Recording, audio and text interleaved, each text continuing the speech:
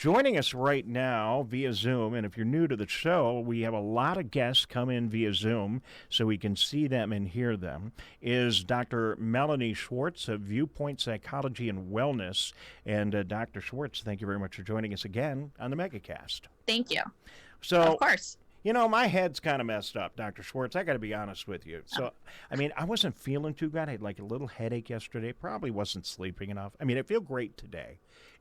I don't think it was a coronavirus related issue. I really didn't have the rest of the symptoms. But the slightest thing goes wrong, and you know, you're looking at your mortality. It messes with your head. I'm sure I'm not alone. Can you talk about that? Sure. Well, I think that's happening to a lot of us right now. The paranoia is starting to kick in because we're watching all of the newscasts. You're not necessarily hearing about any of the positive cases and everyone being okay. You're only hearing about the people dying, hearing about all the symptoms repeatedly. And there's so many symptoms and so many different presentations that we're beginning to all think that we have it. So one of the things that I would recommend is when you're starting to have some anxiety about it, take a deep breath, think about it, think about the reality of the situation. Unless you are having a fever, unless you are coughing significantly, and unless you are short of breath, you're probably okay right now. And tell yourself that. That's what's important.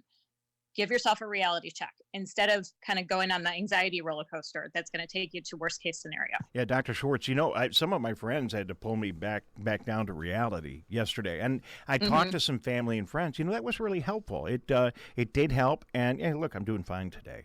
And yes, we might all, I mean, I'm no doctor. We might all be infected. But even if we are, we're not going to rush off to the emergency room unless we can't breathe and we have some of the other major symptoms that you were talking about. So I think it's really good advice. What else are you telling folks right now who are coming in? What kind of trouble are people facing? And generally, what are you telling folks right now? Well, the anxiety and depression are really starting to rise, in my clients at least. We're getting a lot of new clients coming in as well with severe anxiety.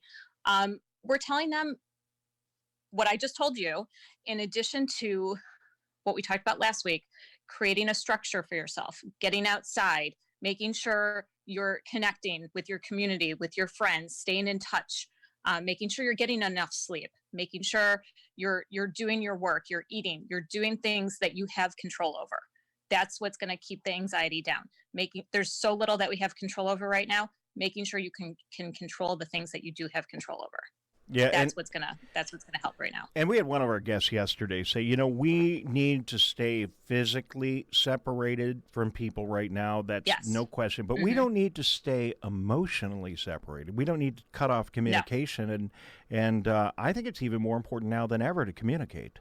Yes, absolutely.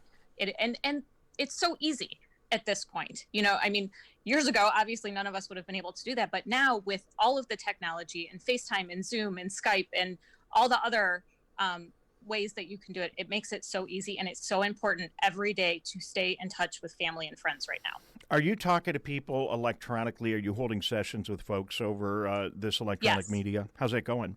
I am. I use a HIPAA compliant platform. Doxy.me or Doxy.com. And that's how I've been, it's a video platform. I do have some clients that just want to talk on the phone, which is fine as well. Whatever they're comfortable with, but I am very busy. My clients are needing me more than ever right now. Well, thank you for doing what you're doing. It certainly, we massively applaud the doctors. I mean, just think of the brave docs and nurses and support people that are working in the hospitals. Absolutely. I mean, it's a war. They are working in a war zone. How do you think? I mean, do you have any clients who are physicians or doctors, or how do you think they're coping with all this? I personally right now do not have any doctors or nurses who are clients. We have reached out to them. I do have friends who are doctors, and they are struggling. Their anxiety is sky high. A lot of panic, a lot of almost PTSD symptoms are kind of starting to settle in. It's very scary for them, not knowing what they're walking into every day. But, you know, they're doctors. They want to be able to help. They want to be able to do what they can do to help everybody that's suffering. But at the same time, it extremely scary for them and their emotions, and they don't know how to cope with it. So we've reached out. We are willing to help whoever we can in the medical field right now who needs it. You're doing a great job, and I know that that it extends not to just folks. It's physicians too. They're definitely going to need help, and the nurses and all the people. Dr. Melanie Schwartz is joining us from Viewpoint Psychology and Wellness. Dr. Schwartz, we got so much good feedback after you were on last time. We want to just keep in touch with you. Thank I you. think you're really helping people out a lot. We only got a minute or two left. I think it's even more challenging for us now to watch the national news and see the map and see that Michigan is right in the bullseye.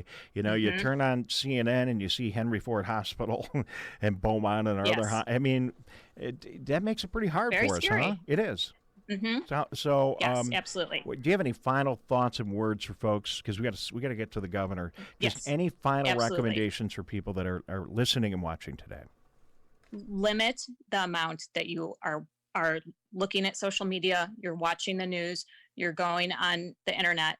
Limit it, because it is overwhelming and it is very triggering, and that's your own self-care, is to make sure that you limit that and you're not watching that all day, because it is consuming, and that's not healthy for us to think about that all day long. No, I don't think it is. Well, I would suggest that maybe the best thing to do in that regard is just don't watch any other media and just listen to and watch the Megacast, right? I mean, that'll cover that. What do you think? Would you prescribe that to our... Sounds great. All right. And then I do have one more question. Kids.